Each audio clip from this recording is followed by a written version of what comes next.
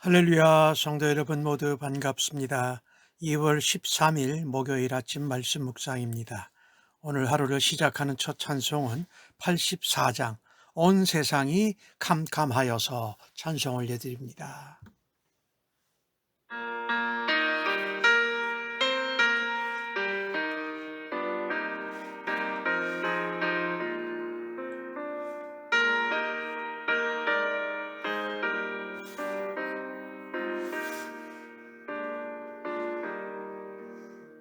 온 세상이 캄캄하여서 참 빛이 없었더니 그 빛나는 영광 나타나 온 세상 빛이었네. 영광의 주, 영광의 주,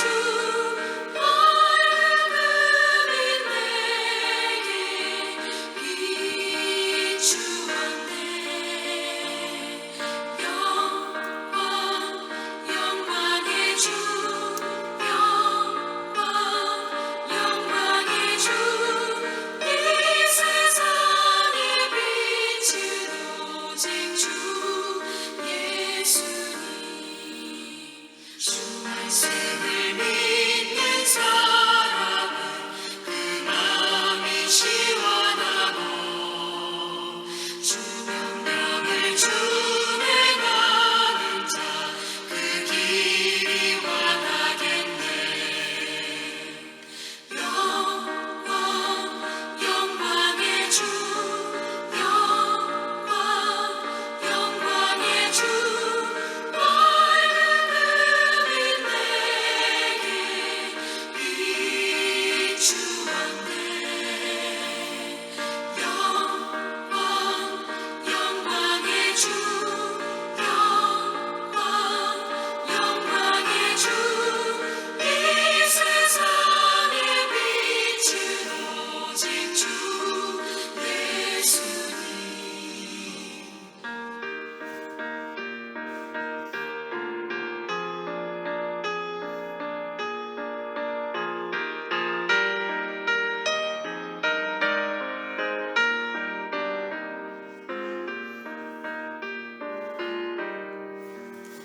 죄 가운데 사는 사람은 그 눈이 어두워도 그 죄악을 씻는 날에는 그 눈이 밝아지네. 영광의 주, 영광의 주, 밝은 내게 비추었네. 영광의 주, 영광의 주, 이 세상의 빛은 오직 주 예수님. 아버지 하나님, 새날을 허락하시고 말씀 가운데 저희들을 만나 주시니 감사합니다. 오늘도 하나님 말씀을 듣고 주의 음성을 깨닫게 하여 주옵소서. 하나님의 뜻과 길을 헤아릴 수 있도록 성령 하나님 도와주옵소서. 지혜와 총명으로 말씀을 깨닫고 우리 안의 마음이 말씀이 오늘도 흥황하게 하여 주옵소서. 말씀을 쫓아서 말씀을 따라서 살 수 있도록 성령의 충만함으로 함께하여 주옵소서. 어두운 세상에서 살아갈 때에 빛 대신 예수님으로 인하여서 우리의 영혼이, 우리의 주변이 밝아짐으로 예수님을 드러내고 나타내는 하루 되도록 사용하여 주시고 인도하여 주실 줄로 믿습니다. 오늘 하루를 온전히 의탁하면서 예수님의 이름으로 기도합니다. 아멘. 이 아침에 주시는 하나님의 말씀은 요한복음 12장 12절로 19절의 말씀입니다. 함께 성경을 읽으십시다. 그 이튿날에는 명절에 온 무리가 예수께서 예루살렘으로 오신다는 것을 듣고 종려나무 가지를 가지고 맞으러 나가 외치되 호산나 찬송하리로다. 주의 이름으로 오시는 이 곧 이스라엘의 왕이시여 하더라. 예수는 한 어린 나귀를 보고 타시니 이는 기록된 바 시온에 따라 두려워하지 말라. 보라, 너희 왕이 나귀 새끼를 타고 오신다 함과 같더라. 제자들은 처음에 이 일을 깨닫지 못하였다가 예수께서 영광을 얻으신 후에야 이것이 예수께 대하여 기록된 것임과 사람들이 예수께 이같이 한 것임이 생각났더라. 나사로를 무덤에서 불러내어 죽은 자 가운데서 살리실 때에 함께 있던 무리가 증언한지라. 이 무리가 예수를 맞으면 이 표적을 행하심을 들었음이라. 바리새인들이 서로 말하되 볼지어다 너희 하는 일이 쓸데없다. 보라 온 세상이 그를 따르는도다 하니라. 아멘. 예수님께서 이제 6월절 명절에 예루살렘으로 온다라는 소문이 쫙 퍼졌습니다.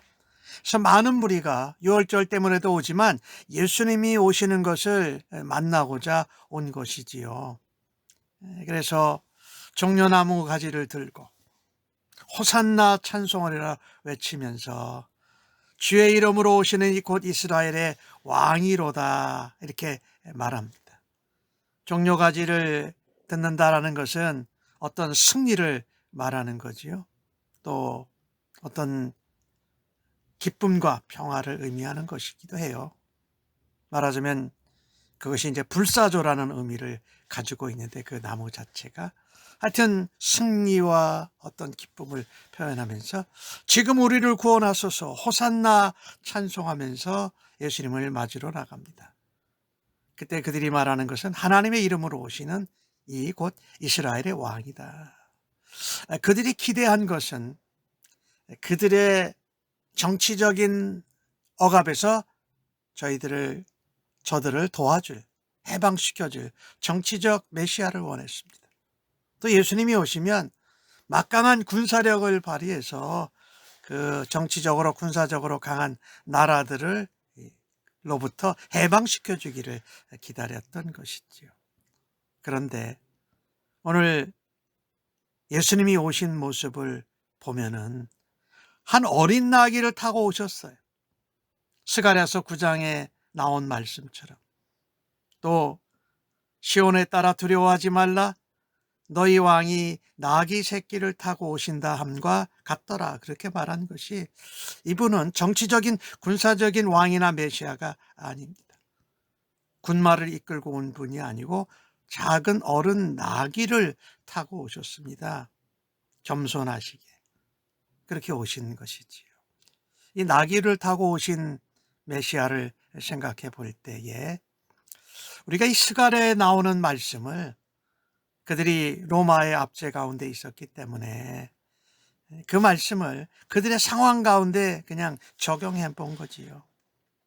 진리의 말씀을요, 우리가 우리의 상황으로 비춰보면 잘못 이해하게 돼요.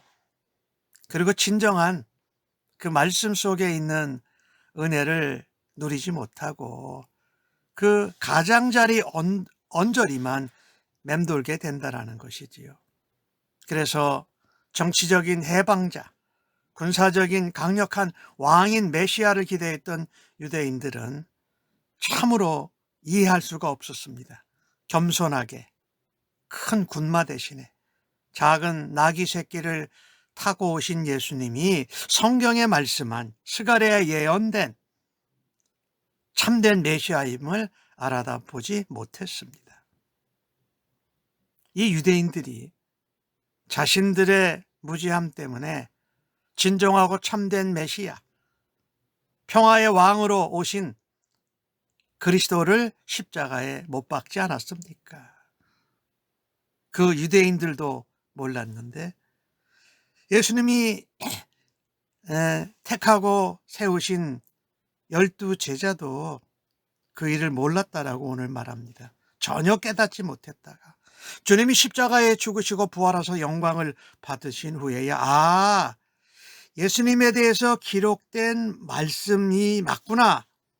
그리고 그때 사람들이 종려가지를 들고 승리의 입성이지요.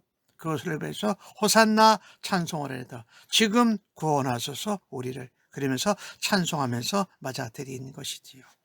이 예언이 성취된 것이지요. 예언이 말씀대로 예언대로 성취되어지지 우리의 상황과 환경에 맞춰서 기대하고 바라는 대로 성취되는 것이 아니라는 것입니다. 그 부분에 있어서 유대인들도 몰랐고 제자들도 몰랐다라는 것입니다. 다시 오실 예수님을 우리는 기다립니다. 우리들도 말씀에 기록된 대로 하나님의 구원 계획을 바르게 알아야 할 것입니다. 그리고 은혜를 제대로 누려야 할 것입니다. 무엇보다도 정치적으로 강하고 군사적으로 위대하고 왕이 온다고 해서 많은 진행 군마 군대들을 통솔한 것이 아니라 어린 나귀를 타고 오시면서 종려가지로 호산나 찬송하리로라고 하면서 예수님이 예루살렘에 입성하셨다는 것을 기억해야 됩니다. 우리도 메시아 그리스도를 내 어려운 문제와 상황을 해결해 주는 분으로 이해할 수 있습니다. 그러나 요한은 예수님이 나귀를 타시고 예루살렘에 입성한 것을 평화의 왕으로 기록합니다. 평강의 왕이라고 성경이 말씀하지요. 이스라엘의 정치적 왕, 군사적으로 강력한 왕이 아니었다라는 것입니다. 그러니 예수님이 십자가에 죽으시고 다시 부활하신 후에 그것을 깨닫게 해주신 분이 누구십니까? 바로 성령님이 깨닫게 해주신 것이지요. 예수님이 승전의 왕이 아니라 평화의 왕으로 오셨고 예수님은 겸손하게 이 땅에 오셨다. 우리가 이 말씀을 볼 때에 부분적으로 알거나 잘못 적용을 하면 은혜를 입지 못하고 헛것을 붙들게 된다라는 것이지요. 성령님은 예수님을 바르게 알도록 또 예수님이 하신 말씀을 기억하도록 또 말씀을 우리에게 해석해 주시고 가르쳐 주시기 위해서 우리를 도우시는 분이 아닙니까? 우리는 말씀을 읽을 때마다 또 예수님에 대해서 우리가 묵상할 때마다 바르게 깨달을 수 있도록 성령님께 도우심을 간구해야 할 것입니다. 우리 다시 재림하실 예수님을 어떻게 맞이해야 될까요? 말씀대로 말씀의 진리가 가르치는 대로 성령님의 도우심을 따라 준비할 수 있기를 간절히 바랍니다. 오늘 예수님이 그렇게 오셨을 때에 이 반응하는 사람들이 여럿 있었어요. 제자들의 모습도 나오지만 또 함께 나온 사람들, 표적을 행하심을 듣고 온 사람들, 바리새인들의 반응이 나옵니다. 그 시대에도 그랬고 오늘 이 시대를 살아가는 저희들에게도 마찬가지입니다. 믿는 사람들도 우리의 현세적이고 현실적인 어려움을 해결해 주시고 혹은 면하게 해 주실 수 있는 메시아 그리스도를 기대한다라는 것입니다. 예수님이 죽은 나사로를 살리신 표적이 널리 알려졌습니다. 그래서 예루살렘에 와서 사람들이 기다렸어요. 하지만 이 증언을 들은 사람들의 반응은 제각기 다릅니다. 많은 사람들이 예수님을 정치적인 메시아 그리스도로 환영했습니다. 그 반면에 유대계 지도자들과 바리새인들은 오늘 뭐라고 말합니까? 야, 너희가 하는 일, 우리가 하는 일이 다 쓸데없다.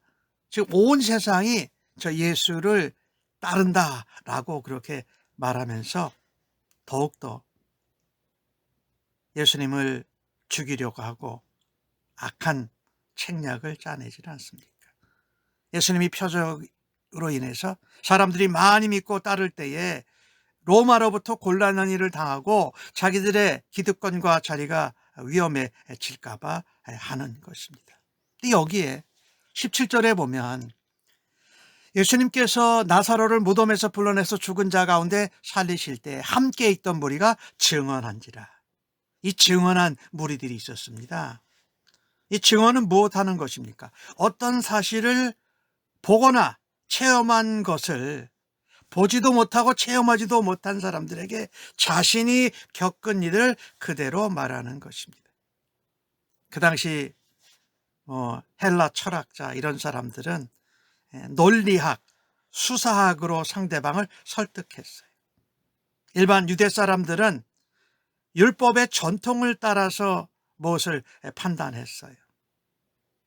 그러나 죽은 나사로를 살리신 예수님을 직접 목격한 사람들의 증언은 힘도 있고 능력도 있고 많은 사람들에게 믿도록 했다라는 것입니다. 바리새인들은 율법의 지식으로 그들을 설득하고 가르치려고 했습니다. 그런데 마침내 그들은 탄식합니다. 쓸데없다. 온 세상이 그를 따른다. 예수를 따른다라고 탄식합니다. 우리가 이 증거하는 자가 참 소중합니다. 오늘날에도 우리가 증언하고 가서 전파하고 내가 체험한 것을 나누는 것은 아주 강력한 복음의 전파 수단입니다. 성도는 내가 주님께 받은 은혜, 내가 주님께 보고 듣고 체험한 것을 다른 사람들에게 나누고 고백하는 삶으로 예수님의 증인이 되기를 주님의 이름으로 간절히 축복합니다. 그 중에는 안 믿는 사람들도 있고 예수님을 죽이려 하는 사람들이 있었습니다. 그 반응이 오해도 있었고 악한 계기로 죽이려고 하는 사람도 있었습니다. 그러나 하나님의 강한 능력이 이 세상의 역사와 우리의 삶을 주관하십니다. 그래서 불순종과 반역과 대적 가운데에서 이 구원의 가능성이 전혀 없어 보이기도 합니다. 그러나 하나님께서는 그 가운데서도 하나님의 구원 계획을 이루어가고 계십니다. 오늘 예수님의 예루살렘 입성을 통하여서 십자가를 향해서 가시는 예수님의 구속사역은 온 세상을 위한 것입니다. 그리고 온 세상은 주님을 평화의 왕으로 인정할 것입니다. 어떠한 상황 가운데에도 어김없이 이루어지는 하나님의 섭리, 하나님의 약속의 말씀과 뜻을 우리가 바라다 볼 때에 우리가 하나님께 맡기고 말씀대로 예수님을 전하는 자들로 사용받으시기를 주님의 이름으로 간절히 축복합니다. 평화의 왕이 오심을 우리가 기뻐하면서 겸손하게 또 기쁘게 우리를 지금 구원하소서라고 찬양하면서 주님을 맞이하고 또 주님을 증거하는 하루가 되기를 간절히 바랍니다. 아멘.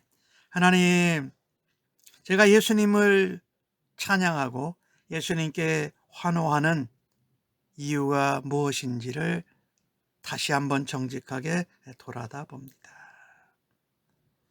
겸손과 평화로 오신 평화의 왕으로 오신 예수님, 세상의 방식과 고정관념과 잘못된 반응을 깨뜨려 주시옵소서. 사망에 매여 있는 인생들에게 참된 구원을 주시는 예수님을 알아볼 수 있는 은혜를 주옵소서. 저희들에게는 그 주님을 증언할 수 있는 담대함과 믿음을 허락하여 주옵소서. 자기 방식대로 자기 생각대로 살려고 하다가는 영적 무지에 빠져서 사망에서 헤어날 수 없음을 압니다. 하나님의 말씀대로 하나님의 뜻대로 구원을 이루시고 하나님과 죄인들 간에 평화를 주시는 예수님을 찬양하고 따르며 증거하게 하여 주옵소서. 감사합니다. 예수님의 이름으로 기도하옵나이다. 아멘.